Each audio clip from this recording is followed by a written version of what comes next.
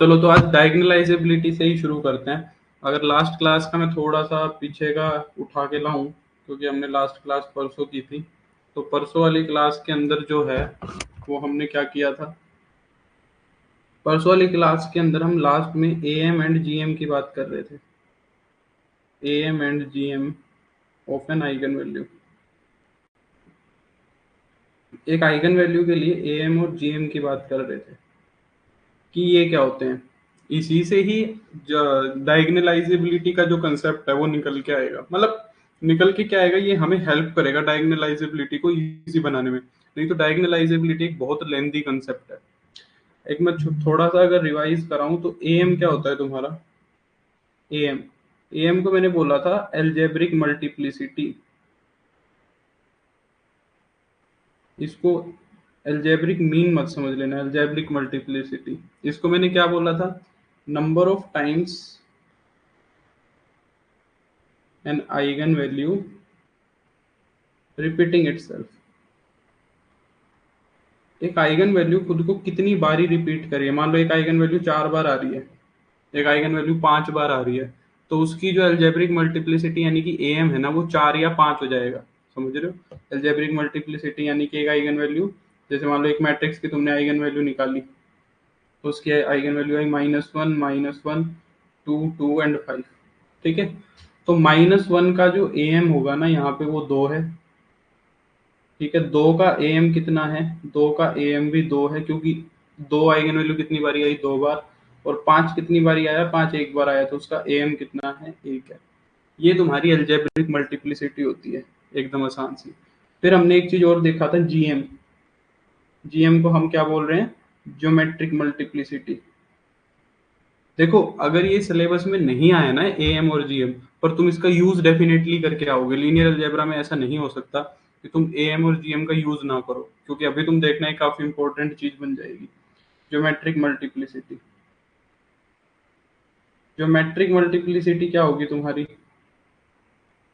Geometric multiplicity को कहेगा कि number of L I, L I का मतलब समझ रहे हो ना, linearly independent, number of linearly independent eigen vectors, number of independent eigenvectors corresponding to an eigenvalue। एक आइगन वैल्यू के कोरस्पॉन्डिंग कितने एल आई आइगन वेक्टर निकले।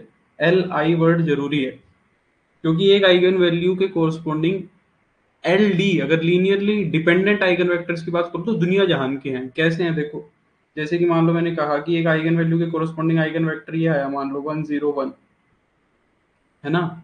अब 202 भी उसका एक आइगन वेक्टर है, क्योंकि आइगन वेक्टर्स में से हम क्या कर देते हैं, 2 को बाहर, कांस्टेंट फैक्टर जो है उसको बाहर निकाल देते हैं। जैसे डायरेक्शन कोसाइन और डायरेक्शन रेशियो में करते हैं ना, तो 2 बाहर आ जाएगा। तो ये सेम ही आइगन वेक्टर, इन आइगन वेक्टर्स में कोई डिफरेंस नहीं है। तो यूं सोचो कि सर ये तो 3 3 4 4 5 5 हो गए, ये नहीं, इन सबको एक ही ट्रीट किया जाएगा।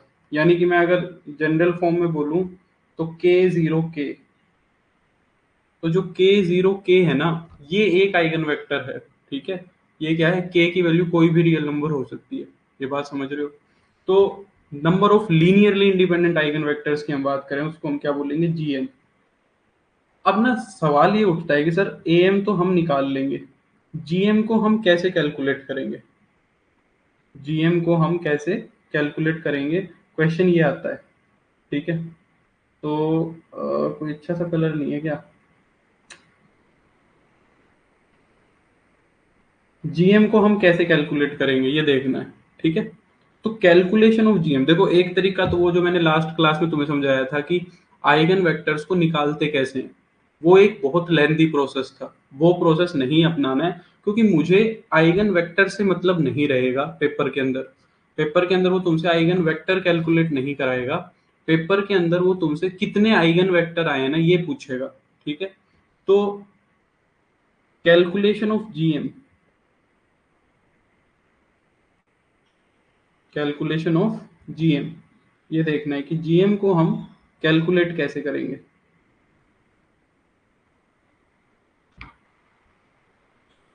सर आपने जो आपने सेंड की थी, बार बार पीडीएफ डाउनलोड नहीं होती, पता नहीं क्या करें, अभी पढ़ लो भाई। चलो, तो कैलकुलेशन ऑफ ज्योमेट्रिक मीन, हमें देखना है कि ज्योमेट्रिक मीन को हम कैसे कैलकुलेट करें। ज्योमेट्रिक मीन बोल गया मैं, geometric multiplicity, calculation of GM. GM को किस तरीके से कैलकुलेट करना है, इसकी शॉर्ट ट्रिक पता होनी चाहिए, ये शॉर्ट मेथड है, ठीक है, ये हमें पता होना चाहिए। तो देखो हमें क्या करना है, सबसे पहले तो एक मैट्रिक्स हमें देगा वो ए, ठीक है, मैं प्रोसीजर पे लिख देता हूँ। सबसे पहले तुम्हें क्या करना है, मैट्रिक्स बनानी है ए, find eigen values of A की आइगन वैल्यूज निकालोगे, पहला स्टेप, ठीक है। ये मान लो सपोज लैम्डा 1 लैम्डा 2 ऐसे आ गई तुम्हारी आइगन वैल्यूज, ठीक। फिर दूसरे पार्ट में तुम्हें क्या करना है, तुम्हें ए माइनस फाइंड ए माइनस लैम्डा आई मैट्रिक्स निकालनी है। क्या निकालनी है, ए माइनस लैम्डा आई मैट्रिक्स। ये मैट्रिक्स निकाल लेंगे ए माइनस लैम्डा आई। अब तीसरे स्टेप में तुम्हें क्या करना है, इस मैट्रिक्स की नलिटी निकालनी है, nullity of A minus lambda I. A minus lambda I की जो नलिटी होगी ना, उस नलिटी को हम क्या बोलेंगे, उस नलिटी को हम बोलेंगे क्या, ये हमारा ज्योमेट्रिक मीन होगा, या हमारा जीएम होगा for the eigen value, GM for eigen value lambda, ठीक है। आइगन वैल्यू जो लैम्डा है उसका जीएम कितना होगा, ए माइनस लैम्डा आई की रैंक नहीं, नलिटी, मैंने नलिटी निकालनी सिखाई थी रैंक के बाद, अगर तुम्हें याद हो तो। जैसे कि एक एग्जांपल से समझते हैं, ठीक है, जैसे कि एक एग्जांपल करा जाए, मान लो फॉर एग्जांपल मैंने ए मैट्रिक्स ले ली, 2 3 4 4 6 8 6 9 एंड 12। चलो जल्दी से कमेंट करके बताओ इस आइगन वैल्यू की, इस मैट्रिक्स की आइगन वैल्यूज क्या क्या होंगी, ये बताएंगे सारे के सारे, जल्दी से कमेंट करके इस मैट्रिक्स की आइगन वैल्यूज क्या क्या होंगी। मैं देख रहा हूँ, जल्दी से देख लो, 2 3 4 4 6 8 6 9 12। लास्ट क्लास के अंदर मैंने शॉर्ट ट्रिक सिखाई थी, तो जल्दी से बताएंगे। मैं कमेंट देख रहा हूँ तुम्हारे, बताओ बताओ, शाबाश।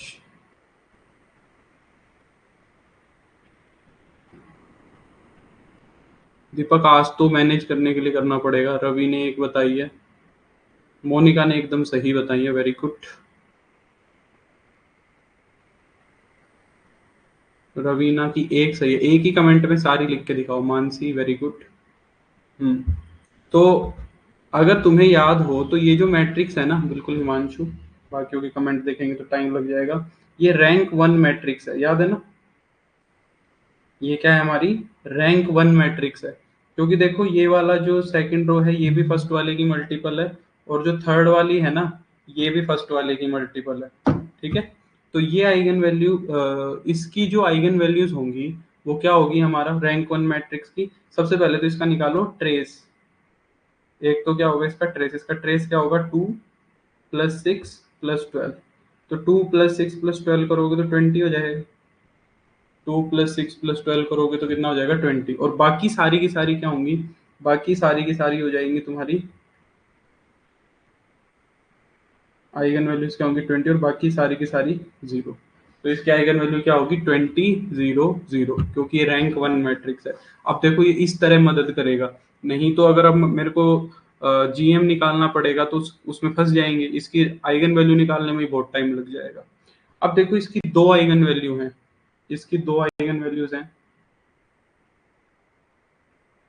एक आइगन वैल्यू तो कौन सी है 20, और एक आइगन वैल्यू है 0। 20 के एम की अगर मैं बात करूं, 20 की अलजेब्रिक मल्टीप्लिसिटी कितनी है 1 है, और 0 की अलजेब्रिक मल्टीप्लिसिटी कितनी है 2 है, क्योंकि 0 कितनी बार आया 2 बार आया, तो इनकी अलजेब्रिक मल्टीप्लिसिटी तो निकाल दी तुमने। अब बात आती है इसकी ज्योमेट्रिक मल्टीप्लिसिटी के लिए, तो पहले 20 की बात करते हैं, 4 लैम्डा इज इक्वल टू 20। 20 का हम क्या निकालेंगे, ज्योमेट्रिक मल्टीप्लिसिटी निकालेंगे, कैसे, a - 20 आई कैलकुलेट करेंगे, ये मैट्रिक्स कैलकुलेट करेंगे। यानी कि डायगोनल एंट्रीज के अंदर से 20 को सब्ट्रैक्ट कर दो, यहाँ हो जाएगा माइनस का 18, 3 4, 4 6 सॉरी 4 माइनस का 14, 8 और 6 9 माइनस का 8। ये आइगन वैल्यू ये आ गई क्या हमारी a-20 आई। ये मैंने थोड़ा कॉम्प्लिकेटेड बना लिया, थोड़ा सा गड़बड़ कर दिया, बट ठीक है कोई बात नहीं। तो a-20 आई आ गई। अब मुझे इसकी क्या निकालनी है, नलिटी निकालनी है। नलिटी कैसे बताई थी मैंने, पहले तो हम निकालेंगे रैंक, पहले तो हम क्या निकालेंगे मैट्रिक्स की रैंक। रैंक को किस में से घटा देंगे, नंबर ऑफ कॉलम्स में से। इस मैट्रिक्स के पास कितने कॉलम है, 3 कॉलम है, तो इसकी जो नलिटी आएगी वो 3 माइनस रैंक आएगी। इसकी जो नलिटी कितनी आएगी, 3 माइनस रैंक। तो हमें देखनी है कि इसकी रैंक बनेगी कितनी। अब बहुत कॉमन सेंस की बात है, अगर थोड़ा सा देखो इस तरीके का क्वेश्चन मान लो पेपर में आ भी गया तुम्हारे लिए, बाई चांस मान लो ऐसा पेपर दे ऐसा क्वेश्चन आ गया। अब अगर हम इसको देखें, इसकी अगर हम एलिमेंट्स को जीरो बनाने लगेंगे तो मुझे नहीं लगता कि इसकी एक रो को हम पूरा का पूरा जीरो बना पाएंगे किसी भी सिचुएशन में, क्योंकि ये इतनी कॉम्प्लिकेटेड है। समझ रहे हो, इतनी कॉम्प्लिकेटेड मैट्रिक्स है, जनरली ऐसी मैट्रिक्स में कोई भी रो जीरो नहीं बन पाती है। तो मैं अपनी तरफ से एक गैस मार के कह रहा हूँ कि इस मैट्रिक्स की जो रैंक है वो रैंक इसकी 3 आनी चाहिए। इस मैट्रिक्स की जो रैंक आनी चाहिए वो कितनी आनी चाहिए, 3 आनी चाहिए इस मैट्रिक्स की। तो अगर मैं इसकी नलिटी की बात करूं, नलिटी को हम डिनोट करते हैं ईटा से, मैंने बताया था। तो नलिटी कितनी आनी चाहिए, हम क्या करेंगे, नहीं यार पर रैंक 3 आएगी तो फिर नलिटी तो 0 हो जाएगी, 0 हो नहीं सकती, एक तो आएगी कम से कम। चलो इसको रिड्यूस करते हैं, नलिटी 0 अगर रैंक 0 आ गई तो नलिटी 3, रैंक अगर 3 आ गई तो नलिटी 0 आ जाएगी। ये इसका मतलब ये होगा कि कोई आइगन वेक्टर मिलेगा ही नहीं, ऐसा तो हो नहीं सकता। चलो इसको रिड्यूस ही करते हैं। तो पहली रो को सबसे पहले क्या करो, -1/18 से मल्टीप्लाई करा लो। 1 माइनस का 3/18 माइनस का 4/18, 4 माइनस 14 8, 6 9 माइनस 8। ठीक है, ऐसे रख लिया हमने। अब क्या करो, इसको रो एक्लन फॉर्म में रिड्यूस करते हैं। ये वाला एलिमेंट और ये वाला एलिमेंट जीरो बनाएंगे, R2 पे ऑपरेशन लगा देंगे, R2 माइनस 4R1। ठीक है, या फिर इसका डिटर्मिनेंट निकालते, उसमें भी उतना ही टाइम लगता। R3 पे लगाएंगे R3 माइनस 6R1, ये हो जाएगा 1 माइनस का 3/18 माइनस का 4/18, ये हो जाएगा 0, है ना। इसको 4 से गुना कराना है, तो ये हो जाएगा माइनस का 12/18 माइनस का 14, और ये माइनस इसको घटाएंगे तो प्लस हो जाएगा। अब ये कॉम्प्लिकेटेड जा रहा है बहुत ज़्यादा, ये कर तो लिया यार गड़बड़ी, उसको सोल्व करना पड़ेगा हमें। चलो करते हैं। 6 9, 14 को 9 से गुना कराओगे तो 126 -120/9 बन रहा है ये तो, है ना। सेम काम इसके लिए करेंगे, माइनस का 4/18 को अगर हम 4 से गुना कराएंगे तो माइनस का 16 हो जाएगा, -16/18, और 8 में से इसको सब्ट्रैक्ट करना है तो प्लस हो जाएगा, तो ये हो जाएगा 8/9, तो ये हो जाएगा 72, 80/9 हो जाएगा ये हो जाएगा 0। इसको 6 से गुना कराना है, तुम निकाल लोगे इसकी, तुम खुद से कैलकुलेट कर लेना यार, बहुत कॉम्प्लिकेटेड बन रहा है, तुम्हारा बहुत सारा समय होगा। मैं जीरो वाली निकाल देता हूँ और दूसरा एग्जाम्पल कर लेंगे, इसको तुम खुद रिड्यूस करना, ठीक है। इसको मैं होमवर्क में लिख रहा हूँ, मैं जीरो वाली निकाल देता हूँ, बहुत टाइम लग जाएगा, बहुत कैलकुलेटिव हो रहा है। दूसरा एक छोटा एग्जाम्पल और लेंगे, और lambda is equal to 0, fraction में भी जा रहा है, इतना कॉम्प्लिकेटेड तो नहीं देगा। तो a-0i निकालेंगे, a-0i का मतलब a ही हो गया। तो ए मैट्रिक्स क्या है तुम्हारी जो दी थी उसने, 2 3 4, 4 6 8, ये तुम खुद से कर लेना, ठीक है। 6 9 12, इसकी तो रैंक इजीली निकाली जा सकती है, क्योंकि सारी की सारी रोज जो है ना वो मल्टीपल, R2 माइनस 2R1 और R3 माइनस 3R1। ठीक है, ऐसा करोगे तो ये कितना हो जाएगा, 2 3 4, ये हो जाएगा 0 0 0 0 0 0 0 0 0। ठीक है, तो इसकी जो रैंक है, इसकी जो रैंक है वो कितनी आई, 1 आई। इसकी जो रैंक आई वो कितनी आई, 1 आई, और तो इसकी नलिटी कितनी आएगी, 3 - 1 कॉलम्स में से रैंक को सब्ट्रैक्ट करो तो इसकी नलिटी आ जाएगी 2। यानी कि जीरो आइगन वैल्यू जो थी ना उसके कोरस्पॉन्डिंग तुम्हें कितने लीनियरली इंडिपेंडेंट आइगन वेक्टर्स मिलेंगे? 2 लीनियरली इंडिपेंडेंट आइगन वेक्टर्स मिलेंगे। तो तुमने बिना वो करे एक्स से मल्टीप्लाई करे डायरेक्टली कैलकुलेट कर दिया ये। ठीक है, जैसे एक एग्जांपल और ले लेते हैं थोड़ा छोटा, देखो ताकि हमें थोड़ा सही लगे। देखो एकदम सिंपल सा ले लेते हैं 1 1 1 1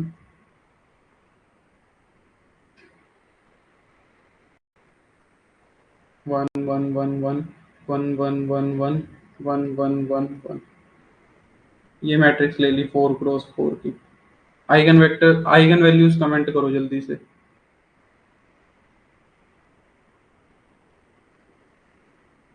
आइगन वैल्यूज को कमेंट करेंगे सारे जल्दी से।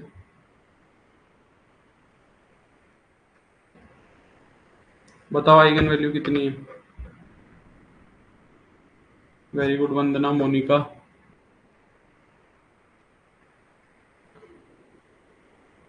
सुमिता 1 कह रही है, मानसी ने सही जवाब दिया है। सुमिता 1 को चेक करो, रवि का भी ठीक है, रवीना, रितिका ठीक है, दिव्या 1 नहीं आएगा। हाँ वेरी गुड, अब की बार सबने सही बताया है। चलो, तो ये भी रैंक 1 मैट्रिक्स है, ये भी मैट्रिक्स रैंक 1 है। अगर इसकी आइगन वैल्यू की बात करूं तो इसका ट्रेस कितना है? 4 है। ट्रेस लेना है यार, बार बार बता रहा हूँ, ट्रेस लेना है। पिछली वाली में भी हमने क्या लिया था? ट्रेस। इन सबको ऐड करना है तो 4 हो जाएगा, बाकी की 3 आइगन वैल्यूज 0 होंगी।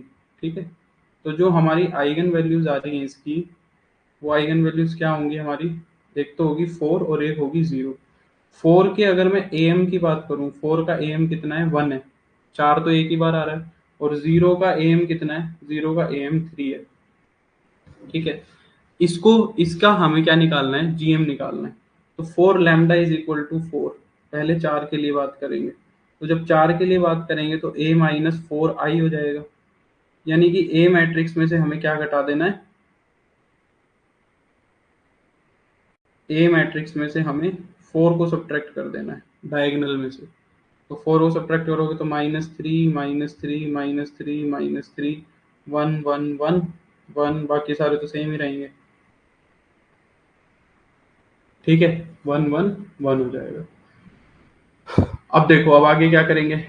इसकी क्या निकालेंगे? इसकी रैंक निकालेंगे। अब इसकी रैंक निकालने के लिए क्या करो? 1 को ना यहाँ पे ले आओ। देखो इसको 1/3 से डिवाइड कराओगे तो फिर से क्या हो जाएगा? फ्रैक्शन वाला चक्कर हो जाएगा। तो इसको 1/3 से मल्टीप्लाई मत कराओ। नीचे वाली रोज के अंदर 1 1 1 दिख रहा है ना, किसी एक को इंटरचेंज करा लो ताकि 1 ऊपर चला जाए। तो मैं R1 को ना R4 से इंटरचेंज करा रहा हूँ। तो यहाँ पे तो आ जाएगा -3 1 1 1। फर्स्ट रो तो यहाँ आ जाएगी और लास्ट रो यहाँ आ जाएगी। ठीक है, बाकी सेम चल रहा है। अब देखो, अब तुम्हें इसको 0 बनाना थोड़ा सा इजी हो जाएगा।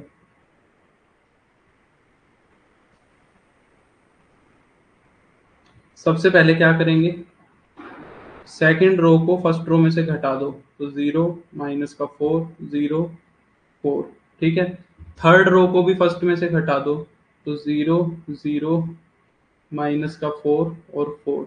और फर्स्ट रो को 3 से मल्टीप्लाई कराओ, इसको 3 से मल्टीप्लाई कराओ और इसमें जोड़ दो, तो 0, ये हो जाएगा 4।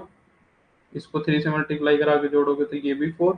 इसको 3 से मल्टीप्लाई कराओगे तो -12, ये हो जाएगा -11, ये हो जाएगा। ठीक, अब ये वाला जो है ना, ये वाला, इसको भी 0 बनाएंगे। ये वाला तो 4, तो ये वाला 0 तो बना ही पड़ा है। इस 4 को इस -4 की हेल्प से बनाएंगे। तो R4 को हम क्या करेंगे? R2 में ऐड कर देंगे। R4 को हम क्या करेंगे? R2 के अंदर ऐड कर देंगे। 1 1 1 -3 0 -4 0 4 0 0 -4 4। इसको जोड़ दो तो 0 0 4 और माइनस का 7। ठीक है, ये हो जाएगा। -11 गलत लिख दिया। अच्छा, वो -11 नहीं आएगा, 3 से मल्टीप्लाई करके जोड़ोगे तो -8 आएगा, है ना? माइनस का 8 आएगा, ये -11 गलत, मैंने 4 से गुना करा दिया, 3 से गुना हो रहा था। तो R4 को हमने उसमें जोड़ दिया, तो ये -4 होगा भाई, ये -4 होगा, थोड़ा सा देख लेना, ठीक है। क्योंकि जब R4 में इसको R1 को 3 से गुना कराओगे तो -9 होएगा, -9 को 1 में ऐड करोगे तो -8 आएगा, ठीक है। फिर उसके बाद हम क्या करेंगे, R4 को R2 में जोड़ा तो -8 में 4 को जोड़ोगे तो 4। अब सीधा सा दिख रहा है तुम्हें, R4 को हम क्या कर सकते हैं, R4 में R3 को ऐड कर सकते हैं। तो जब R4 में R3 को ऐड करोगे तो 1 1 1 -3, 0 -4 0 4, 0 0 -4 4, 0 0 0 0, ठीक है, ये हो गया। अब ठीक है, ये हमारी रो एक्लन फॉर्म बन गई इसकी। अब इसकी रैंक देखो कितनी आई, इसकी रैंक आ गई 3। तो इसकी नलिटी कितनी आ गई, इसकी नलिटी आ गई 4 -1 यानी कि 3 आ गई, ठीक है। 4 - 3, क्या लिख रहा हूँ यार, सारा नाश हो गया। 4 - 3, रैंक कितनी आई, 3 आई, तो 4 - 3, कॉलम कितने थे, 4 थे, तो 4 - 3 कितना हो गया, 1। तो ये 1 कितना आ गया, GM आ गया। तो यानी कि जो आइगन वैल्यू तुम्हारी 4 थी उसका AM भी 1 है, उसकी अलजेब्रिक मल्टीप्लिसिटी भी 1 है, और उसकी ज्योमेट्रिक मल्टीप्लिसिटी भी 1 ही है। 4 eigenvalue, lambda is equal to 0, lambda is equal to 0 के लिए A - 0i निकालोगे तो A ही आएगी, ये ए ही मैट्रिक्स आएगी। ये तुम्हें साफ साफ दिख रही है कि रैंक 1 ऑर्डर की है, सॉरी रैंक 1 की है। तो जब रैंक 1 मैट्रिक्स है ये, तो इसकी नलिटी निकालने की तो हमें जरूरत है नहीं, डायरेक्ट निकल जाएगी। तो रैंक कितनी आ रही है इसकी, 1 आ रही है, रैंक कितनी है, 1 है, तो इसकी नलिटी हम डायरेक्टली निकाल सकते हैं। नलिटी कितनी हो जाएगी, 4 - 1 3, यानी कि 0 का जो AM है वो भी 3 है, और जो GM है वो भी कितना है, 3 ही है। जो ऊपर वाली मैट्रिक्स थी ना, उसके इस वाली की रैंक भी 2 ही आएगी। इसकी जब रैंक निकालोगे ना, इसकी रैंक भी 2 ही आनी चाहिए, निकाल के देखना तुम। जब काट पीट करोगे तो एक रो नीचे वाली पूरी 0 बन जाएगी। तो इस तरीके से GM निकालना है। अब जरा कमेंट करके बताओ कि GM समझ आया कि नहीं आया। हाँ ठीक है। हाँ, C1 को C4 से कर सकते हो इंटरचेंज रवि, पर फिर ना उसमें दिक्कत हो जाएगी, फिर तुम्हें कॉलम ऑपरेशन ही लगाने पड़ेंगे, नहीं तो फिर तुम्हारा थोड़ा गड़बड़ हो जाएगा। सारे के सारे अगर रो लगाओगे तो ज्यादा बेटर है।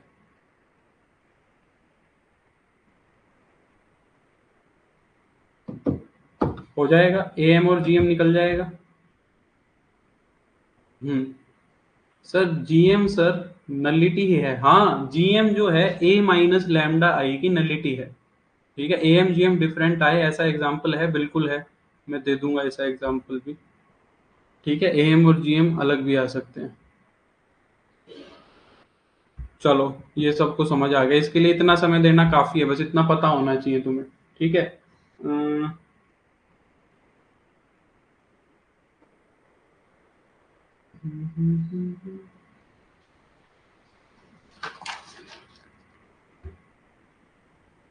एक ऐसा एग्जाम्पल देते हैं जिसके अंदर तुम्हारा AM और GM अलग अलग आ रहा है।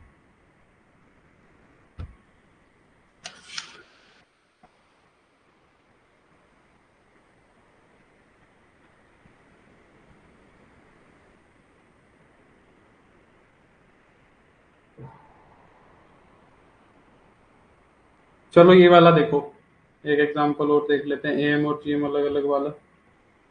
ये वाला एग्जांपल देखो, 1 1 0 0, 0 1 0 0, 0 0 1 0, 0 0 0 1। ये एक 4 क्रॉस 4 ऑर्डर की मैट्रिक्स है। अच्छा, ये तो तुम्हारी क्या है, सिंपली अपर ट्रायंगुलर मैट्रिक्स है। तो इसकी आइगन वैल्यू तो सिर्फ डायगोनल एलिमेंट्स ही हो जाएंगे, और डायगोनल एलिमेंट्स में 1 1 1 ही लिखा हुआ है, तो 1 1 1 1, 1 1 जो है 4 बार लिखा हुआ है। तो आइगन वैल्यू जो है ना सिर्फ एक ही है, 1 है, और इसकी जो AM है, एल्जेब्रिक मल्टीप्लिसिटी है, वो कितनी है, 4 है, ठीक है। आइगन वैल्यू सिर्फ क्या है इसकी, 1 ही है। हम्म। आइगन वैल्यू क्या है इसकी, सिर्फ 1 ही है, और उसका AM 4 है। तो इसके लिए ही जीएम निकालना है बस। तो जीएम निकालने के लिए ए माइनस वन आई कैलकुलेट करेंगे, ए माइनस वन आई ये कैलकुलेट करेंगे। तो डायगोनल में से क्या घटा देंगे, वन को घटा देंगे। तो 0 1 0 0 0 0 0 0 0 0 0 0 0 0 0 0। समझ आएगी नहीं यही बात? ठीक है। अब देखो इसकी रैंक कितनी दिख रही है, इसकी रैंक तो सामने चमक रही है, इसकी रैंक 1 दिख रही है। ठीक है, इसकी रैंक क्या दिख रही है, 1 दिख रही है। इसकी नलिटी कितनी हो गई, इसकी नलिटी हो गई 4, कॉलम्स 4 थे, रैंक 1 है तो इसकी नलिटी 3 आ गई। 3 नलिटी आ गई तो यही क्या होगा तुम्हारा, जो नलिटी है वो ही जीएम होगा, जो नलिटी है वो ही जीएम होगा। तो जीएम यहाँ पे 3 आ रहा और एएम 4 था। ठीक है, तो अलग भी आ सकता है। अगर मैं सपोज एक एलिमेंट और 1 लगा देता कहीं पे, मान लो मैं एक एलिमेंट को 1 कर देता तो रैंक 2 भी हो सकती थी। ठीक है, तो रैंक 2 आती तो नलिटी भी 2, मतलब अलग भी हो सकती है, जरूरी नहीं है सेम होगा। तो इस तरीके से हमें एएम और जीएम निकालना है। अब ये एएम और जीएम का यूज क्या है, समझना इस बात को। अब मैं तुम्हें बता रहा हूँ डायगोनलाइजेबिलिटी ऑफ ए मैट्रिक्स की डेफिनेशन। ठीक है,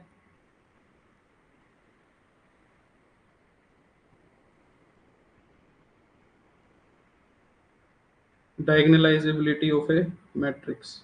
एक मैट्रिक्स को हम कब बोलेंगे कि वो डायगोनलाइजेबल होगी? ठीक है, एक मैट्रिक्स को हम कब बोलेंगे कि वो कब डायगोनलाइजेबल होगी? देखो, अगर लेम लैंग्वेज में मैं बात करूं, सिंपल भाषा की अगर हम बात करें, अगर हम किसकी बात करें, सिंपल भाषा की बात करें, तो सिंपल भाषा में हम ये बोलेंगे कि भाई इफ, ये तो दिखेगा नहीं, ये तो दिखेगा नहीं, ज्यादा लाइट है, ये वाला देखते हैं। इफ, सिंपल भाषा में हम बोलें कि if matrix is similar to a diagonal matrix, is similar to a diagonal matrix। अगर एक मैट्रिक्स डायगोनल मैट्रिक्स के सिमिलर है ना, तो उसको डायगोनलाइजेबल बोल दिया जाता है। अब ये जो तुम्हारी डायगोनलाइजेबिलिटी है ना, ये जो डायगोनल मैट्रिक्स है, ये डायगोनल मैट्रिक्स क्या होती है, ये डायगोनल मैट्रिक्स कुछ नहीं होती है, यहाँ पे सारी की सारी आइगन वैल्यूज ही लिखी होती है। जो मैट्रिक्स की आइगन वैल्यूज है ना, वही, ये मैं डेफिनेशन की बात कर रहा हूँ। चेक कैसे करना है वो मैं बता दूंगा। ठीक है, तो ये जो डायगोनलाइजेबिलिटी जो बता रहे हैं हम, ये कह रहे हैं कि हमारी अगर एक मैट्रिक्स जो है ना, एक डायगोनल मैट्रिक्स के सिमिलर अगर हो गई, और वो डायगोनल मैट्रिक्स बनेगी क्या, डायगोनल मैट्रिक्स बनेगी जिसमें सारे के सारे डायगोनल में तुम्हारे क्या लिखे रहे, आइगन वैल्यूज लिखी रहे। समझ आ रही है बात? ये तो हो गई सिंपल भाषा में, पर एक्चुअल डेफिनेशन क्या कहता है, एक्चुअल डेफिनेशन में वो कहता है कि इफ ए इज डायगोनलाइजेबल,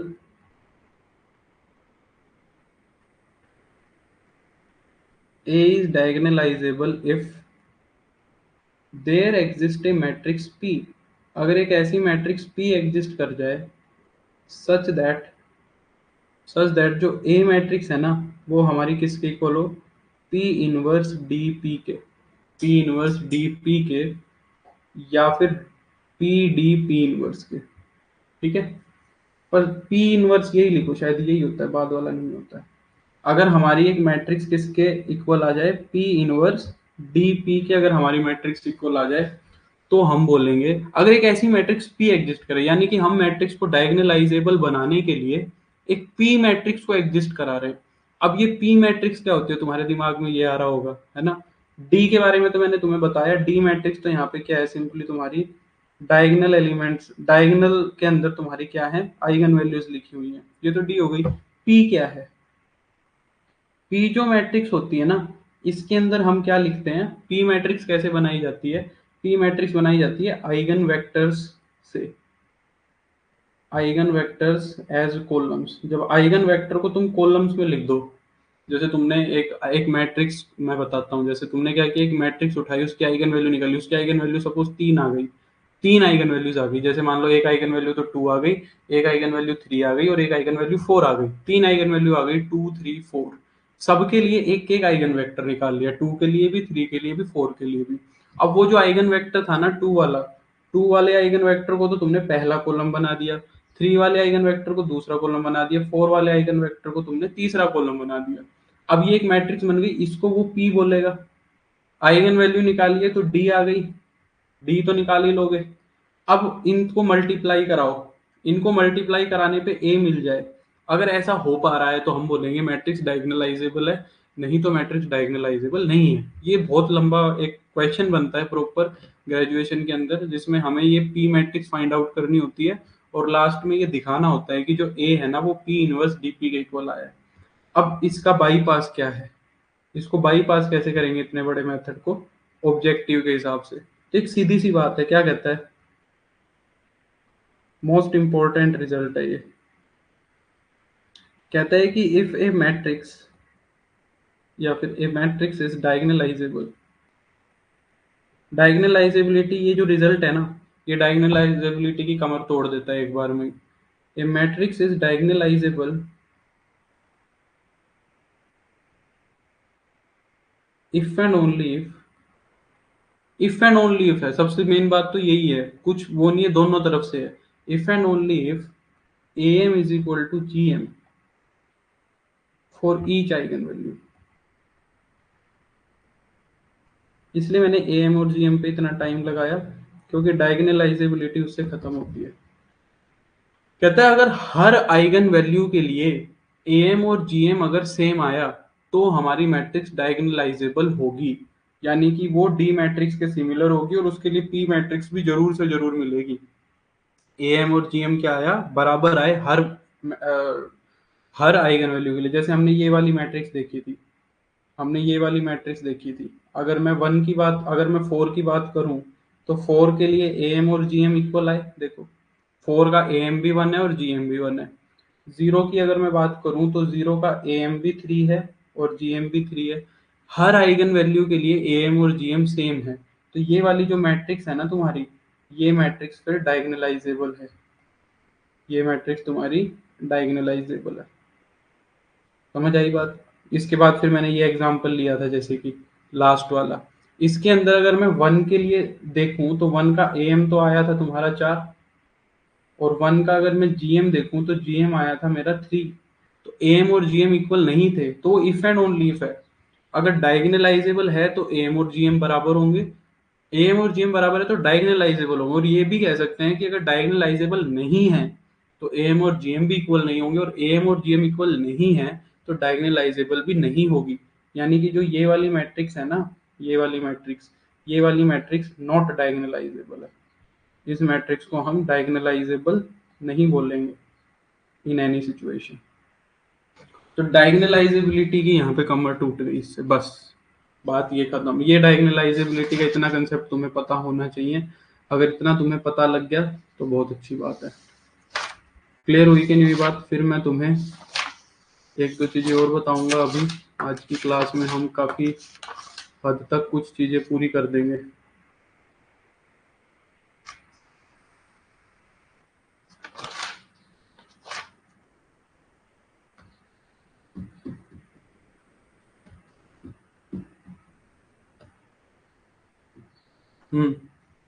ठीक है, चलो एक बार मैं देख लेता हूँ बच्चे खुश हैं या नाराज हैं। ठीक है, डन है, क्लियर। चलो छवि भी कह रही है, रवि भी कह रहा है क्लियर है सर। क्लियर है ना सभी को? चलो बढ़िया है, आगे बढ़ते हैं।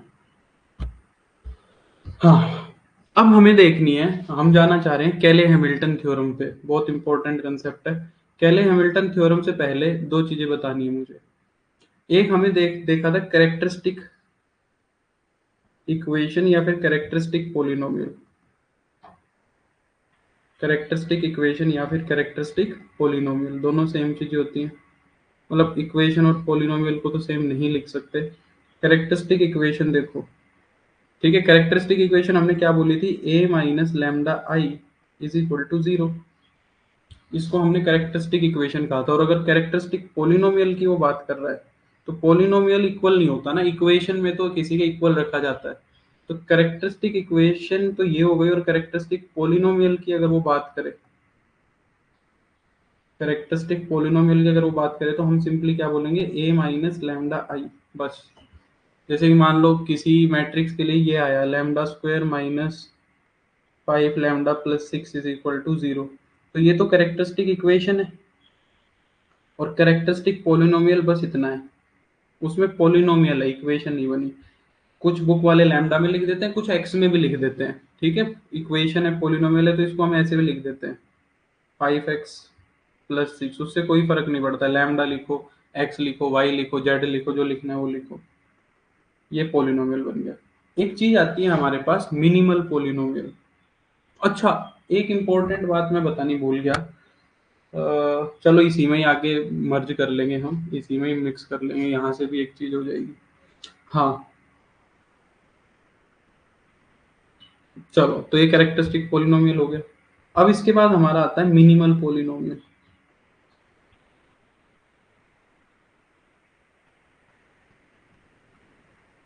अब क्या आता है, मिनिमल पोलिनोमियल।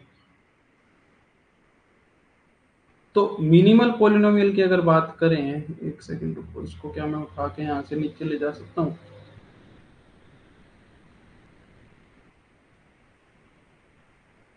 मैं पहले उसी चीज को बताना चाह रहा था।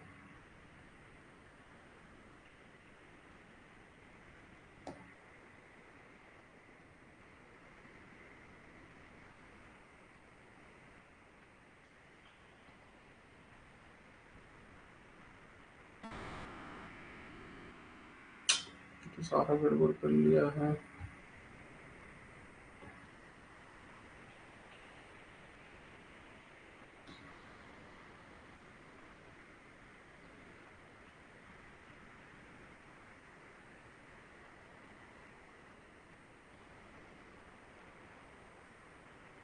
इसको कट कर लिया मैंने, थोड़ी सी जगह चाहिए मुझे, फिर इसको दोबारा लिखना पड़ेगा, नहीं तो मुझे। There is no image in the clipboard, shit.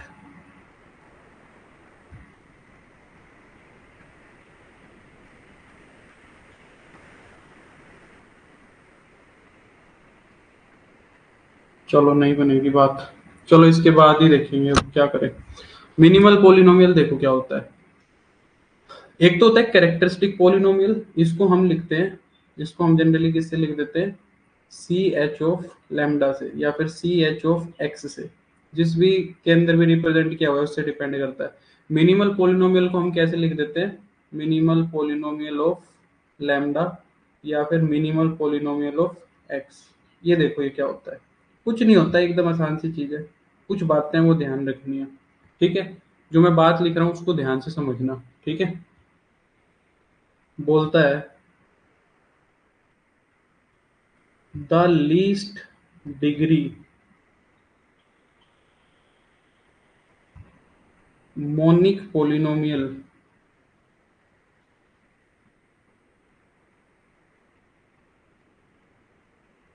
एक काम करो यार, पता है सीक्वेंस गड़बड़ा गई हमारी, हमारी सीक्वेंस गड़बड़ा गई, मैं हटा ही रहा हूँ, ठीक है। माफी चाहूंगा, अब कुछ कुछ चीजें बीच में आएंगी तो फिर ये हमारा ना क्लियर नहीं हो पाएगा ढंग से। नहीं बनी बात, मैं पहले ही हटा देता तो ज्यादा बेटर रहता। मैं यहाँ से क्या बताना चाह रहा था, एक इम्पोर्टेंट बात जो तुम्हारे काफी काम आएगी। मैंने तुम्हें लास्ट क्लास के अंदर बताया था, जो अरिथमेटिक मीन होता है ना, वो ज्योमेट्रिक मीन से हमेशा बड़ा रहता है। अरिथमेटिक मीन जो होता है वो ज्योमेट्रिक मीन से हमेशा या तो बड़ा रहता है या बराबर रहता है। इस इनइक्वालिटी का बहुत ज्यादा यूज है। अच्छा, अब एक बात ये भी पता है कि तुम्हें ज्योमेट्रिक मल्टीप्लिसिटी क्या होती है, number of L I eigen vector, number of L I eigen vectors. Geometric multiplicity क्या है, नंबर ऑफ एल आई, कितने एल आई आइगन वेक्टर मिल रहे हैं। अब ये जीरो तो हो नहीं सकता, एक आइगन वेक्टर तो कम से कम मिलेगा ना, एक आइगन वेक्टर तो कम से कम मिलेगा, यानी कि जीएम जो है ना, अगर मैं जीएम की बात करूं ज्योमेट्रिक मल्टीप्लिसिटी, तो ये एक या एक से तो बड़ी होगी, ये बात तो मानते हो। ज्योमेट्रिक मल्टीप्लिसिटी एक या एक से तो बड़ी होगी ना, और वो एल्जेब्रिक मल्टीप्लिसिटी से हमेशा छोटा होगा। ये इनइक्वालिटी का बहुत यूज है, इसको ध्यान रखना, यहाँ से शॉर्ट क्वेश्चन भी आ सकता है।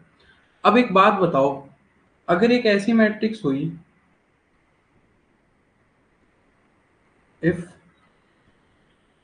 a matrix if A has all different eigenvalues.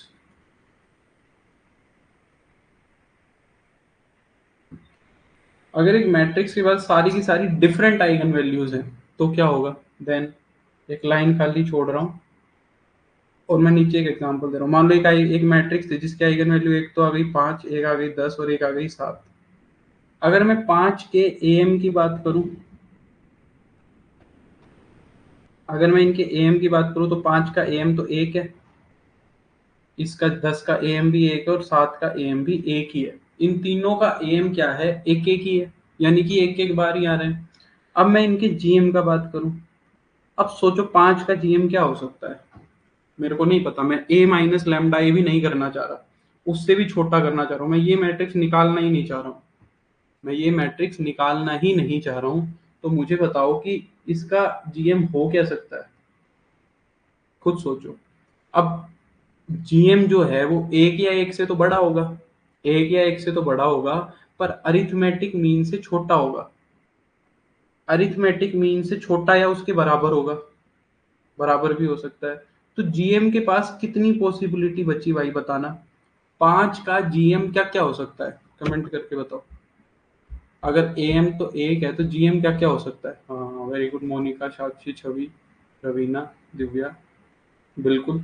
तो कितना? सिर्फ एक हो सकता है ना? एक या एक से तो बड़ा होगा, एक या एक से तो बड़ा होगा पर एएम या उससे छोटा होगा। तो सिर्फ एक ही ऑप्शन बचा कि वो एक हो सकता है। दो तो, अगर वो दो हो गया तो वो एएम से ज्यादा हो जाएगा, वो पॉसिबल नहीं है। जीरो वो हो नहीं सकता, तो वो एक ही होगा। 10 का एएम भी अगर एक है तो एक होगा, 7 का एएम भी एक है। यानी कि अगर एक आइगन वैल्यू की एल्जेब्रिक मल्टीप्लिसिटी 1 है तो क्या उसकी ज्योमेट्रिक मल्टीप्लिसिटी निकालने की जरूरत है तुम्हें? नहीं। अगर कोई भी मैट्रिक्स है जिसकी एल्जेब्रिक मल्टीप्लिसिटी एक आ रही है तो उसकी ज्योमेट्रिक मल्टीप्लिसिटी भी डेफिनेटली 1 ही आएगी।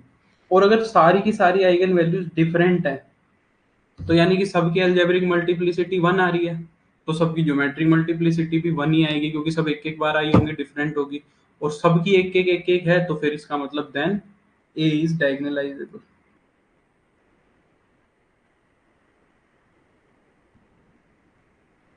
तो फिर एक मैट्रिक्स जो होगी वो पक्का क्या होगी? डायगोनलाइजेबल होगी। बात क्लियर हो गई कि नहीं हो गई? तो यहाँ पे एक दूसरा रिजल्ट ये भी लिख सकते हैं हम, if A M is equal to 1। अगर ए एम 1 है तो फिर जी एम को 1 ही होना पड़ेगा।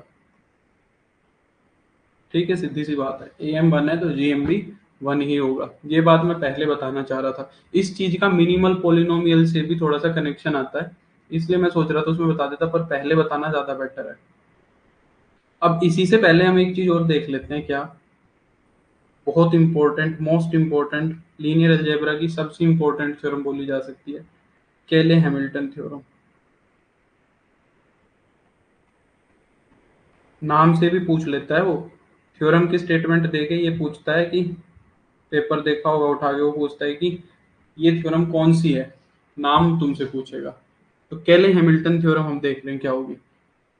पहले इसकी स्टेटमेंट देखते फिर समझते क्या कहेगा। कहता है कि एवरी स्क्वायर मैट्रिक्स सेटिस्फाइज। तुम कहोगे कि सर ये तो बेकार सी थ्योरम, इसका यूज क्या है? पर देखना कितना इंपॉर्टेंट यूज है। Every square matrix satisfies its characteristic equation. फिर इसके बाद मिनिमल पॉलिनोमियल देखेंगे। Every square matrix satisfies its characteristic equation. हर स्क्वायर मैट्रिक्स अपनी कैरेक्टरिस्टिक इक्वेशन को सेटिस्फाई करती है। यानी कि क्या कहना चाह रहा है? जैसे कि मान लो तुमने एक मैट्रिक्स है ए, उसकी कैरेक्टरिस्टिक इक्वेशन बना ली। ये बनानी, मान लो लैम्डा स्क्वायर माइनस का 5 lambda plus 6 is equal to 0। तो कह रहा है कि जो ए मैट्रिक्स होगी ना वो इस इक्वेशन को सेटिस्फाई करेगी। यानी कि ए को उठा के अगर तुम यहाँ पुट कर दोगे तो क्या होगा? ए स्क्वायर माइनस का 5a प्लस का 6i इज इक्वल टू 0। यानी कि अगर lambda square minus 5 lambda plus 6 उसकी कैरेक्टरिस्टिक इक्वेशन है, तो भाई फिर वो अपनी कैरेक्टरिस्टिक इक्वेशन को मैट्रिक्स सेटिस्फाई करेगी। यानी कि लैम्डा की जगह अगर तुम ए भी रख दोगे ना और फिर एक मैट्रिक्स का को खुद से गुना कराओगे, उसको 5 से मल्टीप्लाई कराओगे, 6 आइडेंटिटी करोगे और सबको जोड़ोगे घटाओगे तो वो सेटिस्फाई होगा, यानी कि वो नल मैट्रिक्स आएगी। ये कह रही है। अब तुम कहोगे सर ये तो बड़ी बेसिक सी बात है, इसमें क्या खास है? इसका उल्टा बड़ा खास है। अगर तुम्हें एक मैट्रिक्स जो है एक इक्वेशन सेटिस्फाई कर रही है, अगर एक मैट्रिक्स जो है, सपोज मैंने तुम्हें क्या कह दिया, सपोज मैंने कह दिया suppose A satisfies A square plus A square plus 4a plus I 3i is equal to 0, then बताओ अब यहाँ से तुम क्या कह सकते हो, देखते हैं किसके बात समझ में आई। अगर मैं कह रहा हूँ कि ए जो है ना वो इस इक्वेशन को सेटिस्फाई कर रही है, तो हम क्या कह सकते हैं फिर बताओ, देखें कौन बताता है।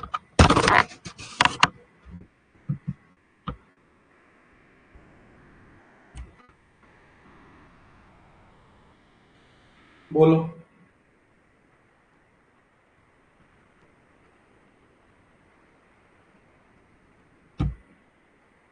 पढ़ रहा हूँ मैं तुम्हारे कमेंट, बताओ। अगर A square plus 4a plus 3i, A square matrix, हाँ वेरी गुड रवि, बहुत बढ़िया Kriti, Arvind very good. Characteristic equation मिल जाएगी तो फिर क्या हो जाएगा ज्योति, हाँ विकास कैरेक्टरिस्टिक इक्वेशन मिल जाएगी, वेरी गुड। समझ रहे हो, तुम्हें पता लग गया कि फिर कैरेक्टरिस्टिक इक्वेशन भी यही होगी, देन इसकी कैरेक्टरिस्टिक इक्वेशन ये होगी 4 lambda plus 3 is equal to 0, है ना। ये इसकी क्या हो जाएगी, कैरेक्टरिस्टिक इक्वेशन हो जाएगी। तो कैरेक्टरिस्टिक इक्वेशन आ गई तो भाई तुम्हारे पास कैरेक्टरिस्टिक इक्वेशन आने से आइगन वैल्यूज आ गई, lambda plus 3 lambda plus 1 is equal to 0, lambda की वैल्यू -1 आ गई और माइनस का 3 आ गई, और आइगन वैल्यू डिस्टिंक्ट आ गई, आइगन वैल्यू अलग अलग आई है। तो ए एम 1 है तो जी एम भी इन दोनों के 1 1 होंगे, और अगर ए एम और जी एम 1 1 है तो ये मैट्रिक्स डायगोनलाइजेबल भी है।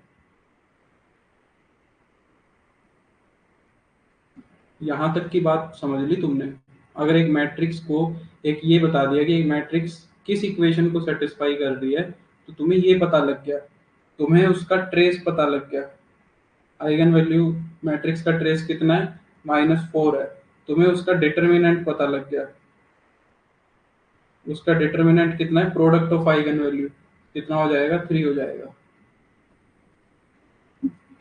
इतनी सी बात नहीं है, ये बहुत बड़ी बात है। अगर उसकी सिर्फ एक इक्वेशन पता लग गई, तुमने उसकी सब कुछ सारी हिस्ट्री सारी जांच पड़ताल कर दी, तुम्हें ट्रेस भी पता लग गया, तुम्हें डिटर्मिनेंट भी पता लग गया, तुम्हें डायगोनलाइजेबिलिटी पता लगी, एम भी पता लग गया, जीएम भी पता लग गया, सब कुछ पता लग गया तुम्हें। पी मैट्रिक्स भी एग्जिस्ट करेगी, डायगोनलाइजेबल होगी तो पी मैट्रिक्स भी एग्जिस्ट करेगी। जो डायगोनल मैट्रिक्स डी बनेगी वो भी पता लग गई, क्या बनेगी, -1 -3 0 0, ये सब पता लग गया।